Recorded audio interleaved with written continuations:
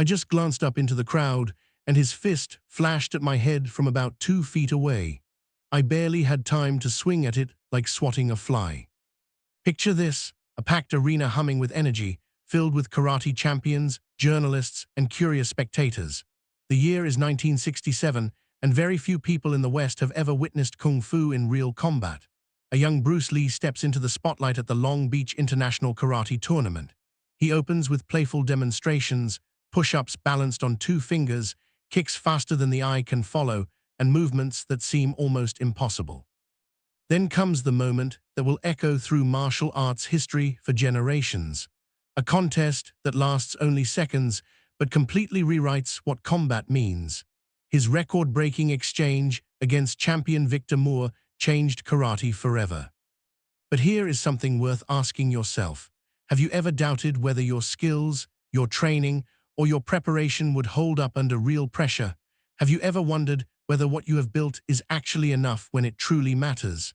Bruce Lee faced those same doubts, and what he did about them is exactly why we are still talking about him today. Before the fame, before the global icon status, Bruce Lee was simply a young man trying to prove himself in a world that had no idea who he was. Born in San Francisco in 1940 and raised in the crowded streets of Hong Kong, Bruce grew up in a culture where martial arts meant more than sport.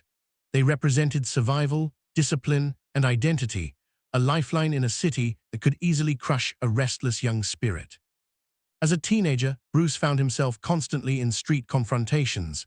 He was quick, confident, and fearless, but he lacked direction. That changed when he began training in Wing Chun Kung Fu under the legendary IP Man. Wing Chun was nothing like the flashy fighting styles seen in Chinese opera. It was close-range, practical, and built for real situations. Bruce absorbed its principles rapidly. Keep movement simple, attack directly, and never waste energy. But even then, he could not stop questioning. Why block one way when another might be quicker? Why confine yourself to a single style when every technique has something valuable to offer?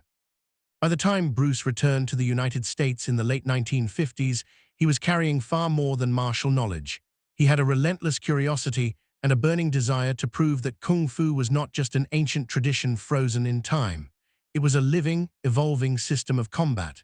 In Seattle, he opened a small martial arts school. Later in Oakland and Los Angeles, those schools grew steadily. He trained students from all backgrounds, boxers, karate practitioners, and Hollywood actors eager to learn his methods. His philosophy was already taking shape. Martial arts must adapt, evolve, and flow, never trapped inside rigid patterns. Still, the martial arts world in America remained unconvinced. Karate was booming. Judo held its respected place. Boxing was firmly established as the standard of combat sports, but Kung Fu, to many observers, sounded exotic, mysterious, and possibly impractical. People wondered openly whether this lean, energetic young man could genuinely stand alongside the karate champions of the era. That is exactly why tournaments became Bruce's testing ground. It was never about trophies or rankings. It was about demonstrating in front of packed audiences and skeptical experts what he was truly capable of. His first major opportunity came at the 1964 Long Beach International Karate Tournament, where he stunned the crowd with his one-inch punch and rapid-fire combinations. 3 years later, in 1967, he returned to Long Beach sharper, faster, and prepared to leave a mark on combat history that no one would forget. Now ask yourself this: have you ever felt like the world around you refused to take you seriously, no matter how hard you worked or how prepared you were? That quiet frustration of being overlooked is something most of us understand far too well. Bruce felt it too, and he used it as fuel. By the summer of 1967, Bruce Lee was no longer an unfamiliar face. He had already made an impression at Long Beach 3 years earlier, but now he was returning with a sharper purpose. The martial arts community had grown increasingly skeptical about Kung Fu's practical value. Karate controlled the American scene. Judo carried Olympic prestige. The question circulating through the arena was direct. Could Bruce Lee prove that Kung Fu was genuine fighting and not just performance? The tournament was loaded with talent. Champions like Chuck Norris, Mike Stone, and Joe Louis were all present. These were recognized names in the karate world, men already known for outstanding performances in competitions across the country. If Bruce stumbled here, in front of such accomplished fighters, his reputation might never fully recover. But Bruce did not arrive cautiously. He opened with demonstrations of strength and precision. First came his well-known two-finger push-ups. With his body perfectly aligned and his fingers extended straight, he lowered himself to the floor and pushed back up, supported entirely on 2 digits. Gasps moved through the audience. Even experienced martial artists were visibly impressed. This was not a circus act. It was evidence of functional power built through years of dedicated training. He was not done. He blindfolded himself and brought his student Taiki Kimura onto the stage. What followed was a display of extraordinary control. Kimura threw punches and kicks. Bruce intercepted each one smoothly and slipped past attacks as though he could sense them arriving before they came. For the crowd, it was baffling. For Bruce, it was simply proof that true mastery relies on instinct, timing, and adaptability rather than rigid form. As the demonstrations progressed, the energy in the crowd continued to build. Was this young man genuinely as formidable as he appeared? The karate champions in the seats leaned forward, waiting for the moment Bruce would face someone on level ground. And that is when a new figure stepped onto the stage: Vic Moore. Vic Moore was a 4-time world karate champion and 10th-degree black belt. He was not simply respected, he was feared. Moore had built his reputation in the most competitive arenas, defeating some of the finest fighters in the world. If anyone could reveal Bruce Lee's limitations, it was him. What happened next would be remembered for a very long time. When Vic Moore stepped forward, the atmosphere in the arena shifted noticeably. Moore was not just another competitor.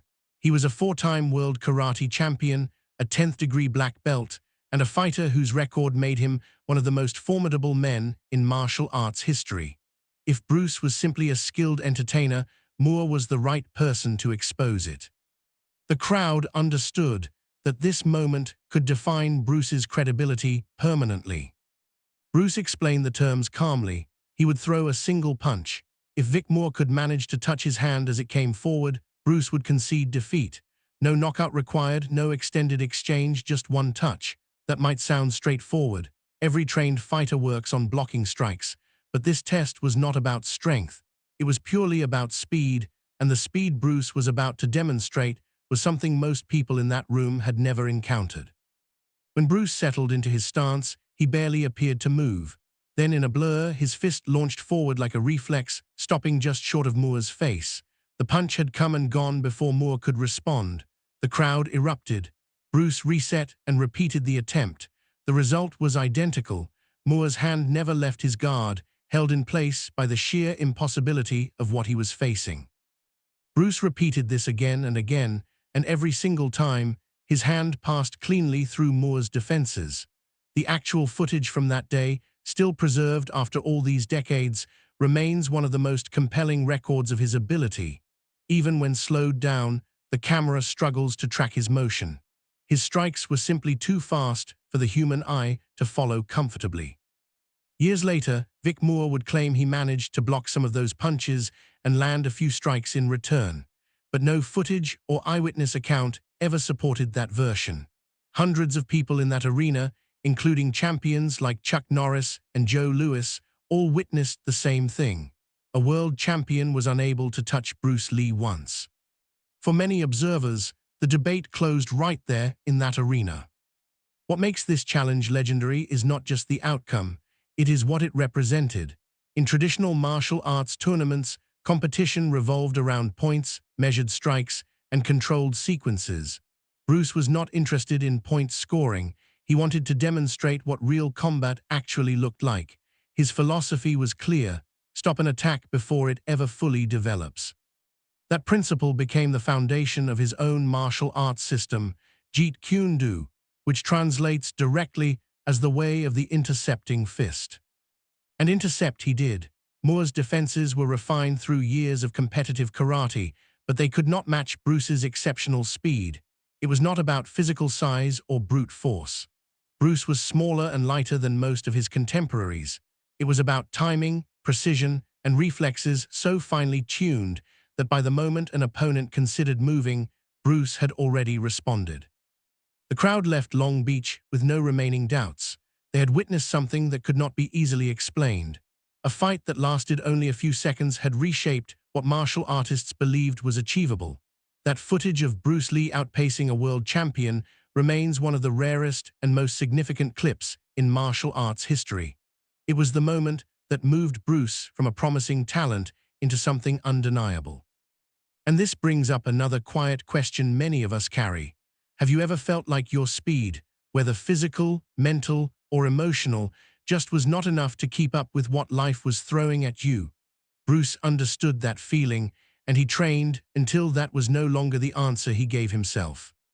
Speed alone, however, does not complete a fighter. After demonstrating his exchange with Moore, Bruce turned to something that would silence any remaining skeptics: power. His most recognized demonstration, the one-inch punch, was a spectacle that continues to fascinate audiences today. At the Long Beach tournament, after the exchange with Vic Moore, Bruce positioned himself in front of a volunteer, placed his fist just 1 inch from the man's chest, and told him to brace. Then, with a short, explosive motion, Bruce delivered a strike that launched the man several feet backwards, stumbling into bystanders behind him. The crowd responded with complete disbelief. Even when the footage is slowed down, Bruce's body movement is minimal, yet the force transferred is undeniable. The explanation is not complicated. It is biomechanics. Bruce had studied how to produce maximum force with the smallest possible motion. He conditioned his fast twitch muscle fibers methodically and developed the ability to release energy on command. He coordinated his hips, shoulders, and legs in perfect sequence, channeling that combined energy through his entire body and into his fist within a fraction of a second. He even borrowed concepts from fencing, approaching the punch the way a fencer approaches a thrust, sharp, direct, and with no wasted preparation. This stood apart from what most fighters in karate or boxing were doing at the time. In boxing, the rear hand carries the primary power through crosses and hooks that build momentum. Bruce turned that logic around. He made the lead hand the primary weapon, fast, accurate, and deceptively powerful. It was a complete reversal of conventional combat thinking, and it gave him an edge that opponents could not anticipate. The one-inch punch was never simply a stage act. It demonstrated that devastating force could come from economy of motion. No excess movement, no long wind-up, just pure precision. That was Bruce's core belief: fight with intelligence rather than effort. And while karate champions relied on drilled forms and boxers built combinations to overwhelm opponents, Bruce showed that a single strike delivered with perfect timing could end a confrontation immediately. Modern analysis later supported the mechanics behind this technique. Research on trained boxers has shown that punches can produce over 1,000 pounds of force. Bruce's one-inch punch, though never tested under controlled conditions, was estimated by experts to approach or match those figures despite the minimal range. The deeper point, though, was never the numbers. For Bruce, that demonstration represented his core belief that martial arts should prioritize effectiveness over tradition. Why invest time in elaborate movements when one direct, perfectly timed strike could resolve the situation entirely? That thinking would form the foundation of Jeet Kune Do, the approach to combat he was preparing to introduce to the wider world. Bruce Lee's speed and power were extraordinary, but he never wanted to be remembered only for remarkable punches or record-setting feats. To him, the physical demonstration was always the surface layer. What mattered most was the thinking beneath it. He believed that martial arts had to move beyond fixed styles and inherited traditions. That belief became the foundation of Jeet Kune Do, a system that would reshape how people understood combat. At the time, karate, judo, and kung fu were each taught with strict boundaries. Students drilled forms, memorized patterns, and remained loyal to their chosen discipline. Bruce respected what tradition offered, but he also recognized its limitations clearly. What happens when a technique looks refined in practice but fails completely in a real confrontation? Why restrict yourself to one school of thought when countless effective methods exist across different disciplines? He was direct about it. Absorb what is useful, remove what is not, and add what is genuinely your own. Jeet Kune Do, the way of the intercepting fist, was his response to that question. Rather than committing to a single martial arts style, Bruce encouraged fighters to borrow, adjust, and personalize. From Wing Chun, he kept the chain punches and intercepting techniques. From boxing, he adopted the footwork and rhythm. From fencing, he applied the principle of direct, economical thrusts. From judo and grappling, he absorbed leverage and positional control. He combined all of these into something entirely new, a combat approach that valued freedom of movement over rigid form. But Jeet Kune Do was not limited to physical technique. It carried a mental dimension as well. Bruce often said that the greatest opponent was not the person standing across from you. It was yourself. Doubt, fear, resistance to change, and attachment to fixed ideas were the real barriers to growth. His well-known empty cup story illustrated this clearly. If your mind is already full of fixed assumptions, there is no room for anything new to enter. To genuinely develop, you must first clear what you think you already know. And that is where his most recognized concept takes root. Be like water. Flow when the situation calls for it, strike with force when necessary. Do not resist or cling to a single form. Adapt to whatever you face, in combat and in every other area of life. That perspective was genuinely radical at the time. For many traditional martial artists, it bordered on disrespect. But Bruce was not building a reputation for obedience. He was laying a path that would inspire fighters, thinkers, and ordinary people for generations to come. One of the most compelling aspects of Bruce Lee's legacy is how rarely actual combat footage of him exists. Most of what people know comes from films, interviews, and demonstrations at events. That is precisely why the preserved clips from the 1967 Long Beach International Karate Tournament carry such weight. They do not show a performer going through routines. They show Bruce Lee in genuine exchange with a trained opponent. In the footage, Bruce is identifiable by the white strap across his back, used to distinguish him from his student. The student opens with a sharp sidekick, a technique that could drop most trained fighters. Bruce intercepts it immediately. This was not reflexive luck. It was the direct application of Jeet Kune Do in motion. The entire principle is built around shutting down an attack before it completes, and Bruce executed it without apparent effort.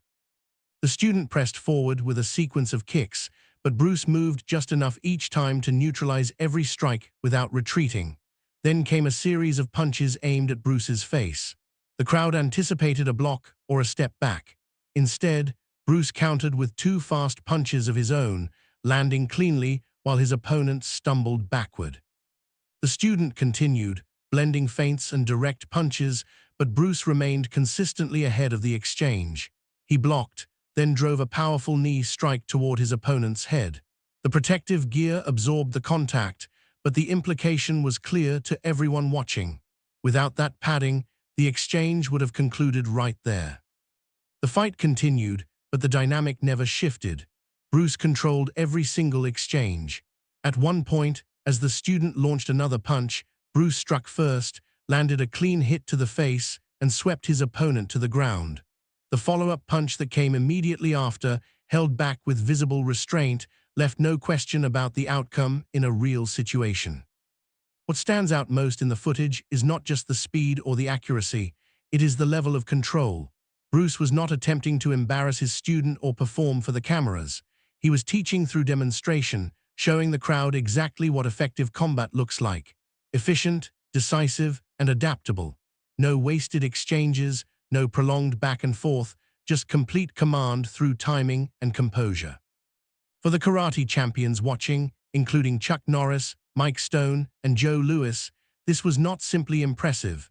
It was thought-provoking. They had dedicated years to structured systems and tournament disciplines. Bruce was showing them something their training had not addressed. He was showing them what combat looked like without a rule set to rely on.